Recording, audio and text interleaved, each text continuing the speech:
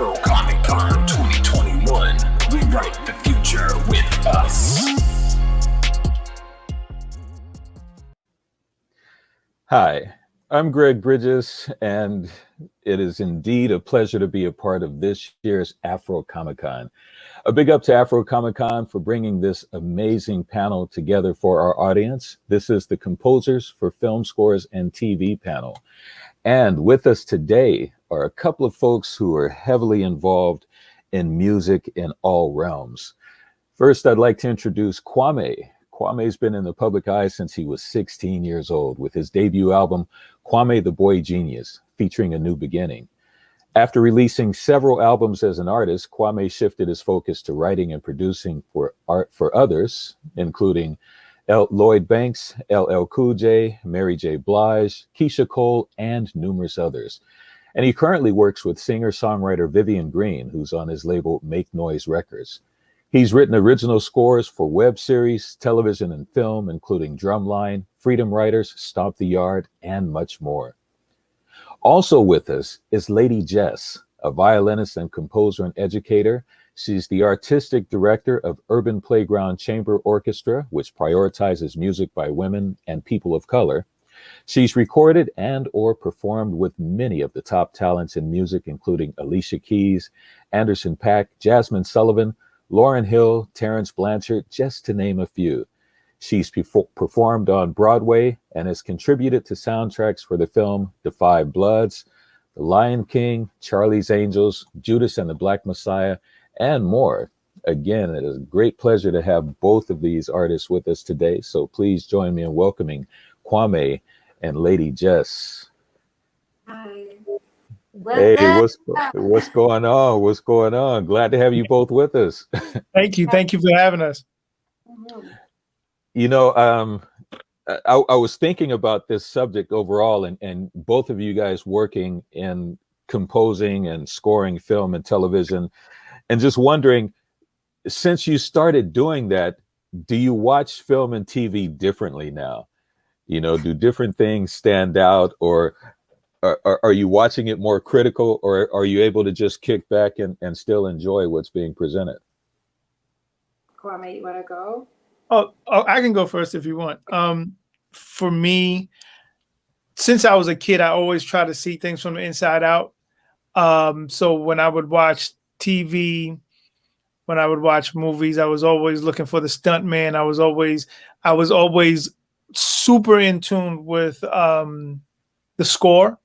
So, for example, like Tom and Jerry's like one of my favorite cartoon scores.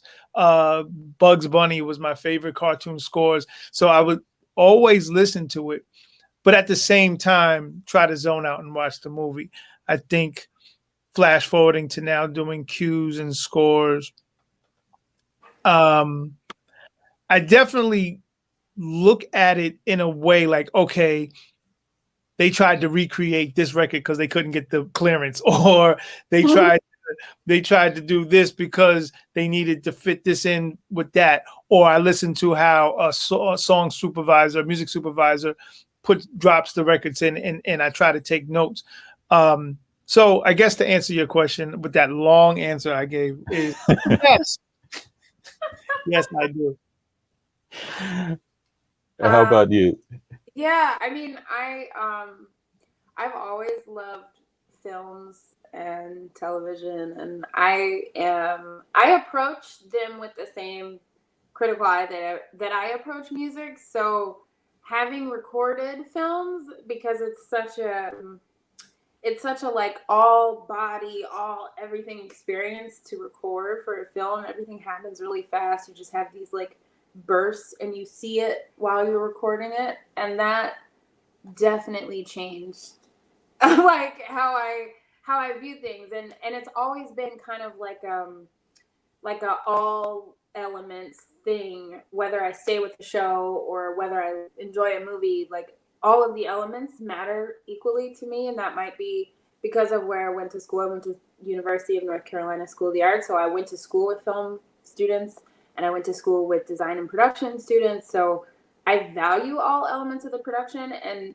so I was already kind of like how are these things going to come together? I was always kind of critical about it. But after I started recording, like, if the music's not right, it's hard for me to continue. Like, even if the cinematography is amazing and the writing is amazing, especially if the writing is amazing, then I might it. But if the music is like the thing where they cut the budget, I can't unhear that. Yeah, no, right. Like, really screws with the process for me. Yeah, it's the absolute worst. But you understand, just like she said, that they cut the budget. Mm-hmm. You know what I'm saying? So you're starting to think, you're thinking monetarily, and you're trying to watch the movie, but you're like, oh man, they ran out of money on this. Oh man. All they had money for was a cowbell. Yeah, like for me, it's even worse. I can kind of skate around film and television, but for me, I am hypercritical with plays. Like if I go to a Broadway play or something like that, I am 1000% looking at set design and looking in the pit. They're like, okay, are you going to watch the play? Yeah, I'm watching the play, but I need to see this orchestra. I need to see how they're doing this. I'm looking at, there's a guy, I'm like, oh, he's on Pro Tools right there. He's doing this right. And sometimes that will encumber my experience just to watch a random play. I'm all in the production of that. Yeah. Right. Yeah, I could see that. I've had that issue when watching some things, and there are some things where the film itself or the animation might be cool, but for some reason, I'll hear this song that just sounds out of place, or this music that seems to have nothing to do with what's going on, and it kind of takes my attention away from what I'm watching. Yeah. And I'm a string player, so the thing that people cut first are live strings. Partly because we're high maintenance, like our instruments are high maintenance, but also because, there are so many fake, like mini versions of strings out there, patches available, like endless. And so it kind of solves itself. But for me, because I play and record strings, I know the difference. And I know how composers hear it differently. So it's once I hear like bad mini strings, it's like it nails on the chalkboard a little bit for me. But I think that's also why it's nails on the chalkboard, because I understand why they made that choice. Yeah. And to jump in, just as a record producer, there are things that I hate. Fake strings, fake brass, fake guitars. Like those three things, just when I make records, like I'll play, the MIDI strings, but I have to bring some sort of ensemble in to do it, because you can hear it. If you know it, you can hear it. Like, and you can't unhear it. Yep. Right. Yeah. Jess, you have worked with a cat who is one of my favorite composers and one of my favorite trumpeters, and that's Terence Blanchard. Yeah, mine too. And I've known Terence since his Jazz Messengers days, and I remember when he started recording soundtracks, not as a leader, but as a part of the ensemble, and then became the composer and leader. But seeing his trek was really interesting, and I'm wondering what was the trek like for each of you? How did each of you go from being, Kwamé, I remember your hip hop days, and how did you go from being the artist to being the producer, and then having that road lead each of you into scoring and for film and television? Jess, you want to go first? No, you got it. Now, I want to know. I'm like, what? Well, for me, it's weird. My story is a very long and winding road, and it's like, I go from writing and producing my own records to absolutely doing nothing to going to, writing and producing records for other people. And it's weird. Like it's very weird. Like the first thing that I did for film and TV was an HBO movie called Dancing in September. Oh, I remember that movie. And it starred Nicole Ari Parker. Yeah. And literally, I'm sitting in my apartment in Harlem. I'm in this 1-bedroom apartment, and I don't have anything on the horizon at the time. You know, I make music every day, but I have nothing coming up. If somebody said, "What are you working on?" I'm like, absolutely nothing. Waking up. That's what I'm working on. And I get a random phone call from a friend of mine who was like, "I'm on the set of this movie that Reggie Rock Blythewood is directing, and they were having a conversation about you, and like about one of my old records or something like that." And the guy was like, I told him I knew you, so I wanted to put him on the phone. So he puts the director on the phone, and he was like, "Hey, you mind doing some music for this movie?" And mind you, I'm at nothing. I'm doing nothing. So I'm like, all right. And so I do three cues for the movie. I write 3 songs based on these scenes, but they were quote unquote Kwamé records that I wrote for this movie. And next thing you know, the soundtrack gets nominated for an Emmy. So now I'm in the TV game, and I have no idea that I was going to be in the TV game. So flash forward, I didn't pursue any more film and television at the time. Flash forward, I'm producing records. Things are going very well. But then I produced this obscure record for R&B artist named Tweet. And the record, you know, like in the hood, the record is dope, but it's not like a big pop record. It's nothing like that. And I get another call from a music supervisor saying, and this guy will be the last person you think would know who Tweet was, listen to R&B, anything. And he's like, "Yo, I love that Tweet record. We're working on this movie called Step Up. Do you mind doing some music for that?" And I'm like, whatever. So I go to LA and I meet the director. And then the director is still writing the movie. It's not even in any kind of, it's not really fleshed out. But the director sits in on some of my studio sessions. So that turns into them creating Mario's character in the movie and basing him as a producer off of how I am as a producer.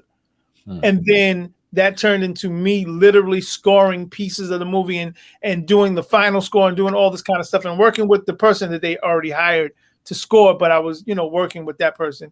And then that movie went into another movie, and it just was a snowball effect at that point. And it was just a matter of being, you know, if that makes any kind of sense, being and always being ready. Because even though I was saying I was doing nothing, I wasn't like I didn't have music. It wasn't like I wasn't active in the studio or actively creating or anything like that. So even up to flash forward to right now, the projects that I'm working on, they're like random projects that don't even have anything to do with each other. And some of them don't even have anything to do with hip hop, but it's the fact of just being around, being prepared, and always, you know, just trying to work on your craft. I'm literally, sometimes I'm like a blind guy just walking through a fog with my hands out and I'm just finding my way on things, but I kind of appreciate it like that. Yeah. For me, I recorded on a film score back in like 2009 for a small independent film. And at that point, they put the credits on IMDb, and I didn't even know. Like, I had no, this was like, I was on an in-between. I had just moved to New York, but come back to do some work and, like, tie up some loose ends. And my friend was like, "Come record on this thing." And so I did it, and I was like, okay, it was in someone's home, and, you know, I hadn't played with a click before. And so all of that was very uncomfortable a little bit for me. But then I saw the film and I heard like the finished product, and I was like, wait, no, this is actually okay. And so then when I went to School of the Arts, we did some stuff for the student films, and I also went to NYU. We did some stuff there, but I didn't really get into the compositional side of it until we were in rehearsals for Homecoming with Beyonce for Coachella.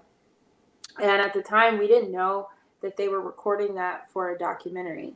And so we didn't know that the arrangements that we wrote as a band would be included in this thing and would be like recorded and would be eligible for credits and nominate. Like, we had no idea, because as a string player, you know, a lot of times playing for these mainstream artists, you're arranging on the spot and you're composing on the spot. And especially if, like in our case, the MD is a percussionist, he doesn't speak string language. He can just describe what he wants, which is an oral way of rehearsing that's absolutely normal for horns, for rhythm section, but not so much for strings. And so that kind of unlocked something with me, because it was like somebody was giving me permission to reach in and write what I'm interpreting based on what he's telling me. And as a classically trained violinist, that's the antithesis of our entire academic experience. It's very much like you're a glamorous but ultimately utility player. You are trained to play what's on the page and to do it exactly and to do it consistently. And be it in the orchestra or in a string quartet, as a violinist, you have a lot of responsibility because you're carrying the melody, blah, blah, blah. So to walk into like a 17-piece band as a string section of 5 and have to really like relearn almost that it's okay to just compose and write was a huge thing, like an imprint. And I started composing for myself while we were on the OTR2 tour, just doing it on my off time.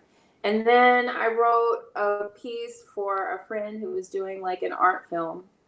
And that further unlocked things. And then I recorded for Lion King and the newer Lion King. And that was significant because Hans Zimmer made a concerted effort to find a Black contractor to work with to immediately diversify that orchestra for the movie, which doesn't happen in LA. Like the orchestra was 60% Black. The entire viola section was Black. Like, you just never see that. And that was 2 weeks of just like bliss, because it was like, we are out here and we're not going to come back. And the people with the hiring power continue to hire us for those scores, for those film scores. And that's what led to working with Terence. I had known Terence virtually through mutual friends here in New York, but the first time we actually like worked together was for the Five Bloods, and he's a friend of mine now, but at the time it had only been virtual. So anytime I'm feeling like I am not a composition major, so I feel the violinist in me feels some kind of way about calling myself a composer.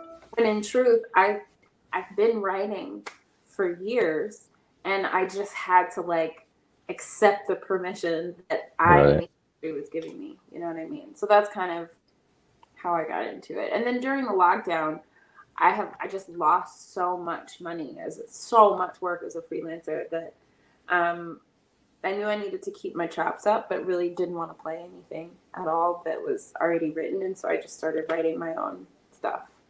And from there, you know, it's just been like a gradual, like, yes, Jess, you can do this. Yes, it's okay. Like, no one's going to pass out if you, as a concert trained violinist, actually just write some shit down.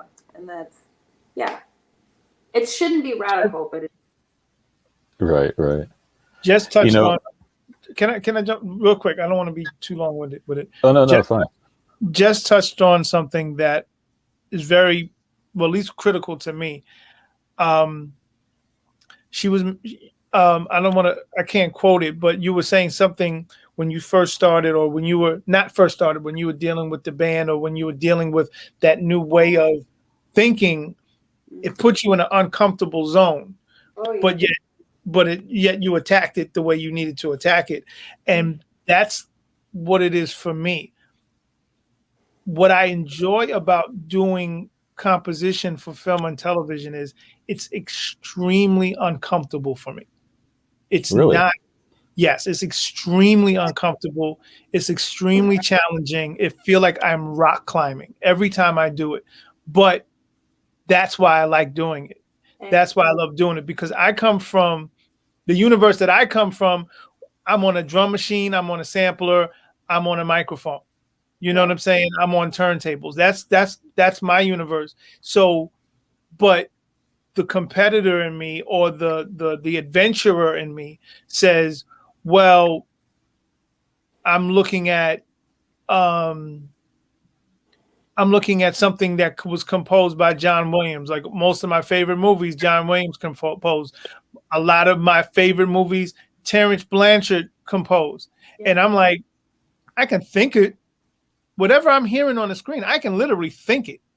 I may not be able to write that chart, but I definitely can think it. I can definitely give you a draft. And that's the cool thing that I like to do. I love to work with people who I consider more talented than me. And the reason why I say that is I love to bring in like one of my string arrangers. Well, I do all the arranging, I do all the writing of it, but the person who puts it to chart and plays it, a friend of mine named Carissa, and she'll sit in the studio, and I'm like, well, Carissa Lee? No, her last name is Rouse, Dowd Rouse. Yeah, I know her. Okay. So Carissa Dowd Rouse on string. Yeah. Yep. So I'll sit with Carissa, and I'll be like the pure illiterate. I'm like, I need it to go but she knows me, she gets it, and then she writes it down, and then she plays it. If we have to bring the viola or the contrabass or whatever we have to bring in, I'll play it on the keyboard. I'll mouth it out. She'll interpret it, or whoever else that I'm working with will interpret it or add their own to it. And you know, because I do like contributing writers and stuff like that at times, and we'll do it. And it gets done. And I think that keeps me focused. That keeps me motivated, because if I had to keep making an R&B record or a rap record every single day of my life since I was 16 years old, and now I'm like 80, it wouldn't even, you know, I would lose my mind. So I like that challenging thing, and just, you know, triggered that when she said that. It's extreme. It's an extreme challenge for me. Yeah, I'm making good curves. Love it. Yep. One of the things that I appreciate, something that you just mentioned, Kwamé, is that through composing for scores, you do get to do something different than what you're ordinarily doing. You get to be seen differently. You get to be heard differently. Yep. How much of a change did that feel like for you, for each of you, when you first really started into this? You know, I mean, you know, Kwamé, you're known as you know, you're known for hip hop and hip hop flavored R&B. Lady Jess, you know, you have a varied background where you've played jazz, you've played R&B, you've played, you know, but how much of a difference was it for you having to shift, or what was it really a big shift in composing or scoring? Yes, Jess, you have to go first this time. That's fair. It was a huge shift for me. Huge. Because I'm surrounded by composers. Like, I dated a composer. I have a couple of best friends who are very classically successful Black composers. And so they're writing things that are classically just flawless, but also like us. They're writing us into classical music, and I hold them and their work in such extreme high regard that, and it's also like my personality type too. In as we move forward, as like the digital world means more every day, it's easier to replicate and to imitate things, and it's harder. Like as we move forward, I value even more just like the traditional practice of learning how to do a craft, like honing a craft. And so it was really hard for me also, like not just the facilitating it was difficult, but it was hard psychologically to give myself permission to learn. I just didn't want anyone around me to feel like I was taking any shortcuts with it, or to feel like I was not respecting their craft to the highest level. So it was hard for that reason, but it was also hard because I'm dyslexic. And so like traditionally, since I was like 12, the stuff that I flourish on the instrument, but the theory of it and the composition of it, that's always been taken a little more time. I had to learn how to learn. And it's been a source of academic trauma in my past, in my college years. And so unlocking it, earlier I said it's about giving myself permission, but that's not just about like as a violinist. That's like as a Black woman, that's understanding why a thing is more challenging to me than it would be to like my peer. It's so psychological for me. But as soon as that was worked through, we were good. I think it's great that I've had time away from school so that I can talk to the same people that I didn't want to upset and say, look, I'm learning. And the minute I said, look, I want to learn, I want to put this on paper, or I want to do this, they were bending over backwards to help, which just proved to me that it's all in my own head. But yeah, so for me, yeah, it was very difficult for those reasons. Yeah. Mm-hmm. I think for me, yes, there were difficulties, but like I was saying previously, I felt like I was when I first started doing this form of medium, and even to today, I feel like I'm deconstructing something that I already have in my head. So, for example, say if I have a rocket ship in my brain that I just came up with, that I draw, and I drew this rocket ship. I don't know how to make the rocket ship. I know what it looks like. I know what it does. Now it's time for me to figure out exactly how to make it. Am I a rocket scientist? No. Am I an electric construction? I mean, a engineer in that sense? No. But I have this thing in my head. I have this rocket ship in my head, and I'm going to figure it out. And if I can't figure it out, I bet you I know somebody that can help me figure it out. And I bet you that somebody knows somebody else that can help me figure it out. Right. And at the end of the day, at the end of the score, there's the rocket ship. And then I sit back and I'm like, how the hell did I make that? But I want to say it's a difficulty, but that challenge, I just love it, because there's an opposite of that. And the opposite of that is being complacent, being stagnant, being bored with the things that you do in life. And when you get to that point,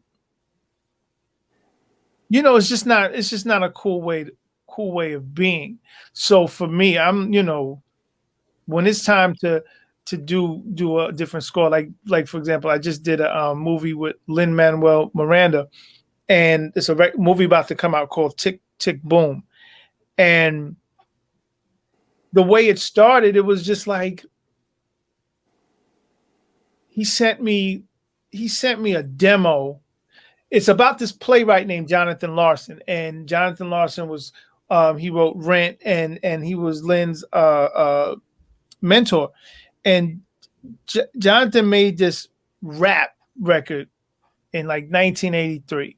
It was supposed to be a part of the play, and he sent it to me. He was like, "Okay, we need you to recreate this and make it dope," because it was not dope. I was like, "What the hell?"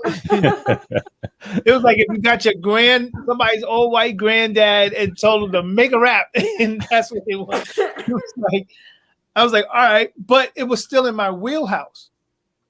But then, out of the blue, Lin calls me up and says, "You know about freestyle music?" I was like, "What? Like the Spanish freestyle music?" "Yeah, like like Puerto Rican freestyle music." I'm like, "Yeah, I know what it is. We need some freestyle records." And I'm like, my thing is like, all right, I know what freestyle is. I grew up in New York City. There's freestyle records all over the place. Have I ever thought that I want to make a freestyle record? No. Do I know Spanish? No. Do I know, do I know? But I do, but I looked at the freestyle record like the rocket ship.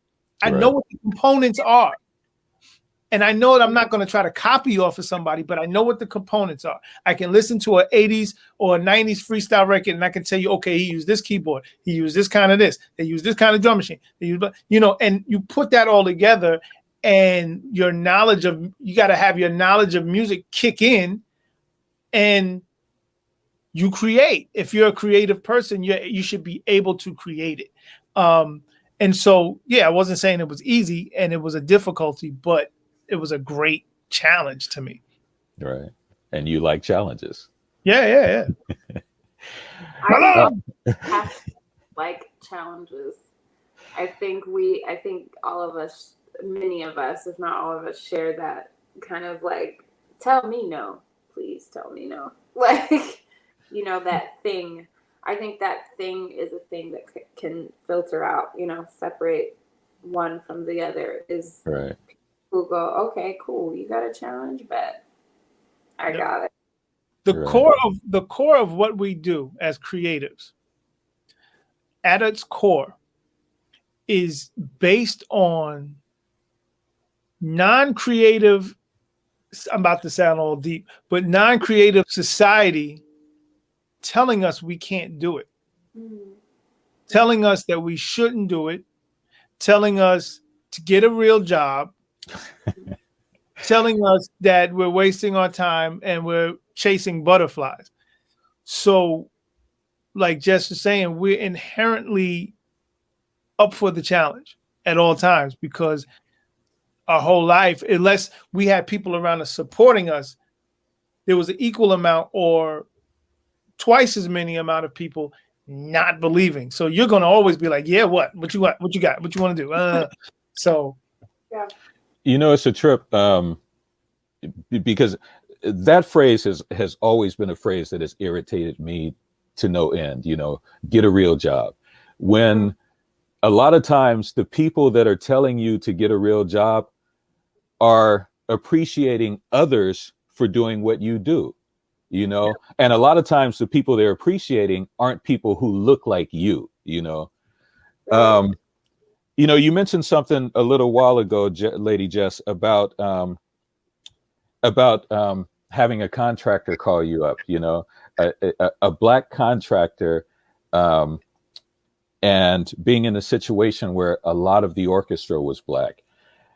And, it's unfortunate, but that still sounds like a rarity in this business, even though there are composers around, like, who are doing TV and movies, like Kurt Farquhar, like Kwame, like yourself, there are black people and people of color who are out here doing it, but unfortunately we still aren't the ones being called en masse for the jobs, and it still looked like a rarity. What are some of the if any, what are some of the challenges that you've had to face on that end? Yeah, well, as much as I not as much, but close to the same amount that I perform my contract. And most people don't even know that the job of contractor exists, actually. And so it exists as both a challenge and an opportunity.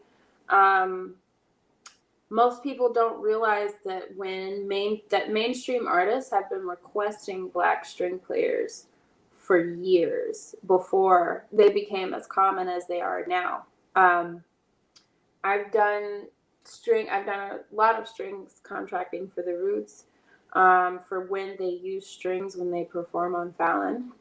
Sometimes, always with a guest artist. And I've contracted for Solange and for some other people. And the thing that always strikes me is that they don't know that there is someone who has the power to choose who's going to be on that main stage. And so for years, these artists have been asking for Black string players and not getting them because a contractor has been in the way, has literally said, well, I can't find the number of Black string players that you want for this. That's not an option here.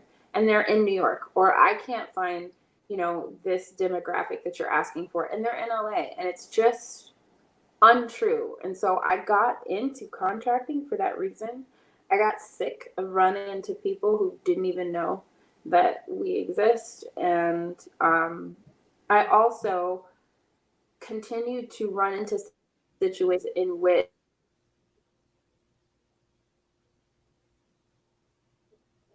We lost your sound. Can you hear me? Yes, Yeah. I hear you now. Okay, I'm sorry about that. I continually find myself in situations where Black players are needed, but not, or used at a lower price point because the people hiring understand the value of street cred and will use that to negotiate a lower rate. So I got into contracting also because I wanted a seat at the negotiation table on behalf of Black people. And so the challenges that I've run into have literally just been misinformation. And part of what, like the rush that I get as a contractor is that I can walk away from a gig knowing that the entire creative team understands that there are Black people who will hire Black people, and who know Black string players who have been around forever. Like the guy sitting in the first violin section when we did Lion King, like the stand to my right was a Black violinist that also recorded on the first Lion King. And I'm like, why don't we know who you are? We should know who you are. You are a path maker. Like because of you, we can, So yeah, my biggest challenges have been information and, just misinformation, just a lack of awareness that it is possible. And then the loopholes that are created when one white contractor says, I can't find them. I don't know. If there are no Black contractors there to counter that statement, or if the artists don't know that that's simply not true, then that's an opportunity lost. So that's kind of how I got into it. And yeah, that's been that. I think that those have been the biggest challenges, that and fighting for money for people, fighting for rates. I contracted a really high profile, for a high profile artist, and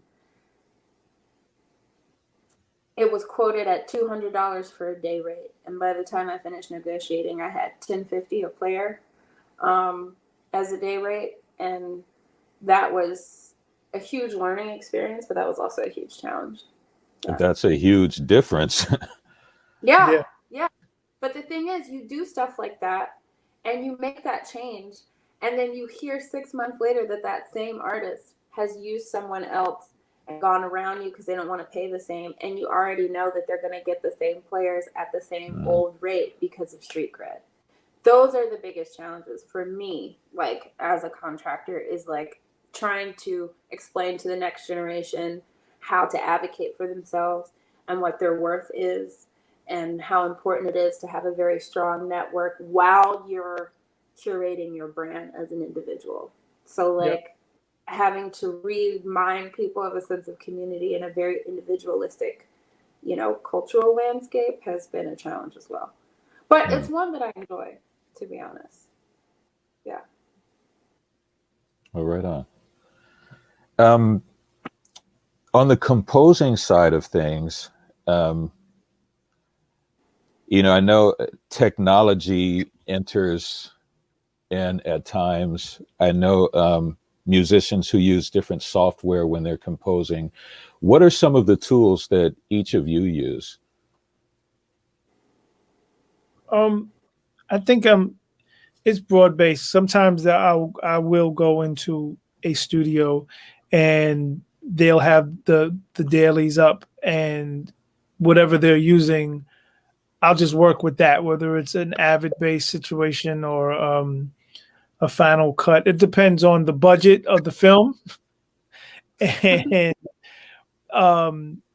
where you're at. Like if I'm doing something at home, it could be anything. I can literally sometimes I won't need anything but to have the thing up on my screen in QuickTime, and I'm able to just time it out just freehand, or something that I would put in something like a Final Cut. But it varies. It definitely varies, and like I was saying, it super varies based on budget. Yeah, I usually actually write by hand. I write everything by hand. Yeah, so when it's just easier for me the way my brain works to use that. With that said, I am learning Sibelius, but I still don't. Not to control. I'm sorry. I think I got the question wrong, because based on Lady Jess's answer, I probably said the wrong thing. I thought you meant what programs are we using when we see the image and we have to compose to that image. What are we uploading, or what are we using in that manner? Or are you talking about what do we use, like just on our hands? Like what kind of programs are we using? Well, both. Yeah. Yeah, you did answer the question that I had in mind about what software or what programs are you using when you're composing for film? If it's something that you're seeing on screen or something that you have been sent, I don't know. Do you guys get sent scripts, or are you sent the scene? Both for me. A scene for me. I don't have enough like traditional compositional film experience. The stuff that I've done for TV and for art films have definitely been the visual. From there, I've not received a script yet. Yeah, like for me, it's both, and only because sometimes, like for example, the films that I'm working on now, I got in at the very ground floor. So I will get a script, I'll ingest the script, and then I know what to make. Because, for example, two films right now it's a combination of score, but it's also a combination of creating music, like music that would be on a soundtrack or music that would be featured in the song. So like literally like being the record producer that I am and just creating records for that. So I would need a script because I need to write a record that feels like whatever this scene is going to be. And sometimes I'll turn in music before things are even filmed. So starting, when I first started with Step Up, my music was done and they filmed the movie to the composition. So, but sometimes it's flipped. Sometimes they have placement holders and then you got to go in and figure it all out. So It all depends. Right. Yeah. When I do handwrite, sometimes I outsource to an orchestrator and a copyist. I have copyist colleagues. That's something that like I've invested in the past. Yeah. Kwame, your music career started around the time that video was really just starting to take off. People were hearing the song on radio before, but with video, you'd hear the song, you'd see a story. Sometimes the story had something to do with the song. Sometimes it was, there were two separate things. Yeah. How do you feel that being involved in that, with the curiosity that you already had, how do you feel that has helped contribute to what you're doing now with film and television? It's helped me greatly because most of my videos I either directed or co-directed. So I have an understanding for film in that aspect. And I just as artistically, just me as an artist all around, I'm extremely visual. So even creating music, there's scenes in my head. Everything comes with a visual. It's never just like dark and I'm just creating the music. It's always based on something, whether it's a track for a record, whether it's something for a film or television, it's always based on a visual. So it's in tandem, I think. And that's why I love being in that medium so much, because before being in that medium, I was putting my mind in that medium anyway. Even like if you go back to a lot of my old videos, they were stories. Most of my songs are stories. Most of my videos told stories, and the plans. Unfortunately, I sometimes I feel like I was born too early or something, because a lot of visual plans that I had as an artist, the labels were shut down. You can't make a whole album and every song on the album have a video and they all be connected. That's unheard of. I'm like, and I would literally be told that you can't make these long form, short film based on one song. That's unheard of. So, and that's something that happens in 1989, 1990. Flash forward now, we have things like Lemonade and right. other things that were. Well, even then you had Thriller, which was but guess what? The answer to that, when you say, well, there's Thriller, there's what's the other? What was the next thing he did? With Annie, Are You Okay? It was like that whole right. Smooth Criminal, that whole Smooth Criminal film. The answer would always be, well, that's Michael Jackson. You know what I'm saying? It's like, and that was always the counter. Well, that's Michael Jackson. And you don't see Madonna doing that. You don't see Prince doing that. You don't see anybody. That's just Michael Jackson. If he wants to put his money into it, he can afford it. You're just a rapper. You know what I'm saying? So the disrespect. These labels, man.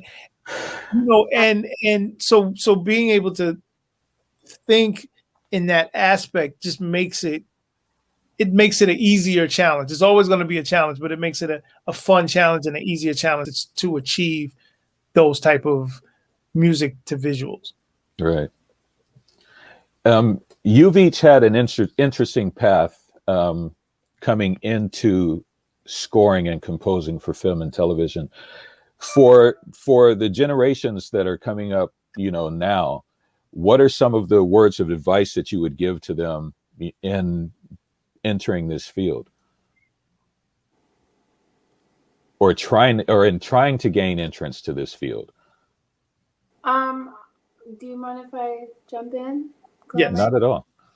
I would say, honestly, take all the help that's offered. We are really about self-sufficiency and, grinding and the hustle, and you can do all of that and still accept help, because none of what we're doing is going to last if there isn't some element of community in it. Yes. That's my biggest thing. I would also say to be informed. People that are coming into this industry, you need to have such a deep knowledge of who came before you. Be listening across genres, so that at the moment of inspiration you can pull from an unlimited supply of stuff that's already been done, so that you can be truly informed with your authentic voice. Be prepared so that when someone asks you why you're writing a certain way, what your source is, you can give an informed response. I feel like that kind of taken for granted nowadays. So stay researching, stay studying, stay knowing the path makers, because all the answers are really just a combination of the work that's already been done and hearing your authentic. Mm-hmm. Yeah. Yep. I would say that to anybody young doing creative work, whether it's music, acting, art, whatever, first and foremost, the art form is bigger than you. The art form will always be bigger than you. You will never be bigger than the art form. Anybody who gets to the highest of the highest heights never got there alone. They are the representative of a team. Mm-hmm. And the team is what made that person big. You can be in the now, but now becomes the past the next day. So never think it's about what you're doing right now. Always try to think 10 steps ahead of yourself. Always challenge yourself. Always try to be further on than where you are. Never become complacent until it's time till you decide to fall back. Like Lady Jess said, know your history, because history in art always, like clockwork, repeats itself. Like clockwork.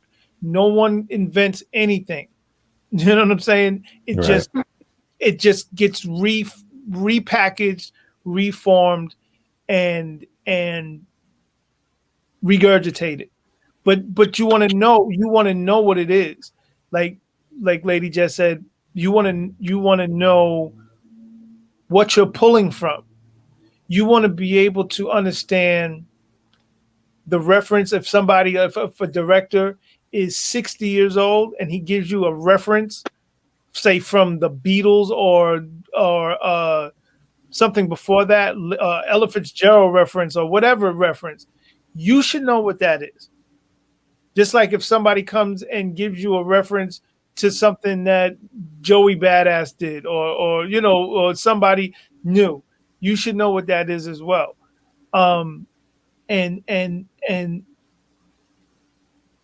be able to not make things so much about yourself, because a musician, there's so many heady musicians out there where they allow their talent or their success to guide the way they are, and they can become very, very conceited, for lack of a better term. Mm-hmm. Understand that it's just not about you. It's never going to be about you. And you can always bring help in. You can always, like Lady Jess said, bring help in, work with others, learn from others. This is a constant, until you die as a creative, you should always be learning, and you should always try to contribute as much stuff. So in the event that you do die, people can learn from you. So, that long-winded speech is what I would give the kid if they wanted to get into this. Man, you may feel it's long-winded, but it was definitely well stated. Spot on. Yes. Thank you. I love the learning. That's all, Hey, with the few minutes we have left, I'd like for you to let our folks know what you're each doing right now. As I mentioned, Lady Jess, the artistic director of the Urban Playground Chamber Orchestra. Tell us about that and what you have going on right now. And Kwame, with your label, the last time we talked, Vivian Green was just about to release a new thing. Yeah. Which I picked up and loved from the beginning to the end. Thank you. So each of you, before we close out here, tell us what's going on with you and how folks can can reach out to you on social media or keep up with what you're doing? So I am actually on my first day of tour break. I've been touring with a chamber orchestra of Black and Latin soloists, the top in the country, called Sphinx Virtuosi. We are on tour break, and then we're gonna be in LA in a week. And then with the orchestra, I'm in the middle of programming our first season, so I'm really excited because we programmed our first show will be all classical Black composers. So we're planning that, and then we're going to be recording in November. Going to be recording for a documentary about Black composers also at the beginning of the month, and then hopefully going to be working through some consulting diversity hiring consultations with the American Composers Orchestra, which is really exciting because they're late. So basically just continuing to bully the classical music, to remind the classical music world that we got the good. But yeah, that's what I'm doing. Right. Oh, and find me at Lady Jess Music on Instagram. That's the fastest. But I'm on Lady Jess on Facebook. Never check it. Lady Jess Music on Twitter. Very bad at it. Instagram is where it's at, though. All right. Well, the first thing I'm doing, because I'm in this panel, I'm trying to find a way for Lady Jess to give me tickets to the orchestra. I know she's coming out here to LA next week. Well, I'll be in New York next week. But 30, I could get you a ticket if you're going to be out there. See, I'm not going to be out there, but I'm going to just follow you on Instagram and then, act like I've known you for 20 years and try to get free tickets. Currently, the next thing that's coming out November 29th, Lin Manuel Miranda's directorial debut for this movie called Tick Boom. I worked with very closely with Lin and also with Black Thought on that, and that's one thing. Then Black Thought and I teamed up again. We are working on a film called Check Me in Another Place. It's a drama. I want to say it's a hip hop drama, but it's not really. It's about an artist, but it's really a father and son story.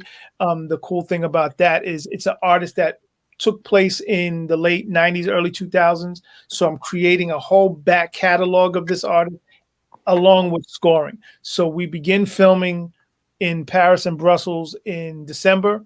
So I'm looking forward to doing that. I just completed a crime drama called Broome Street, an 80s crime drama, and that is starring the late John Hurd. It's his last film. So I don't even know when that comes out, but I know it's coming out. It's coming out soon. And currently I am doing a holiday film.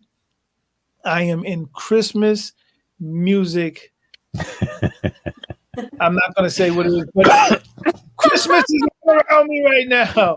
And I'm touring this holiday film, and I'm doing original songs on the holiday film featuring Vivian Green. So we're practically making a Christmas album for this holiday. Yeah, so that's what we're doing. And this is the first time I've ever done anything like this. So I feel like baby Santa Claus right now. And that should be out holiday season, which is pretty soon because it's finished. I'm just adding the finishing touches to it. Right. So, and then as far as Vivian is concerned, we're at a weird place because I want to do one of two things, and I don't have a problem speaking about it.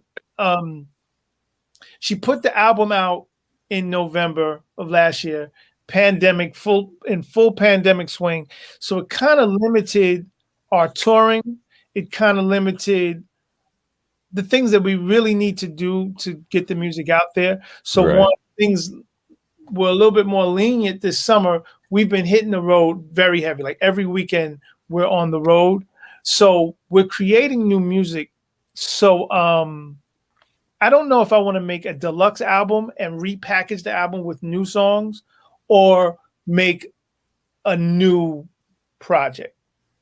I'm the never say die kind of guy, so I'm like, we're gonna just repackage this album, Right. and we're gonna make you love it. Or I don't know. So right now we're just in that creative space where we're creating, and whatever the decision is going to be, it's going to be in January. So that's that. And your socials, how can folks check you out on social media? I am the Instagram guy all day. So it's Kwamé Vision on Instagram. And the times that I do randomly pop in on Twitter, it's Kwamé Did It, DIDIT, Kwamé Did It. And on Facebook, which is just a regurgitation of Instagram, is Kwamé the Boy Genius. So Kwamé Vision. Go to Instagram. That's where I got the most followers. Go to Instagram, Kwamé Vision. Right on. Hey, I want to give a big thanks to both of you for making the time to do this today. Yes, thank you for having me. And wish you each the best in what you're doing in your careers, what you're doing for yourselves, and the path that you are making for others to follow is definitely appreciated. So a big thanks to both of you for that. And I want to thank folks for checking us out, checking out this panel, Composers for Film, Scores, and TV, brought to you by Afro Comic Con. And remember that Afro Comic Con is a nonprofit, and the way that these yearly events happen is through the kindness of the community. So please consider donating. Just click on the donate button, which will be on the platform. And again, thank you all for checking us out. Kwamé and Lady Jess, and Kwamé. Nice to meet you guys. Yes, great meeting you, Lady Jess. Hey, well, this won't be the last time I'm contacting each of you, because I'm looking forward to doing some radio interviews with you as well. Thank you. That sounds great. Thank you. All right, bye.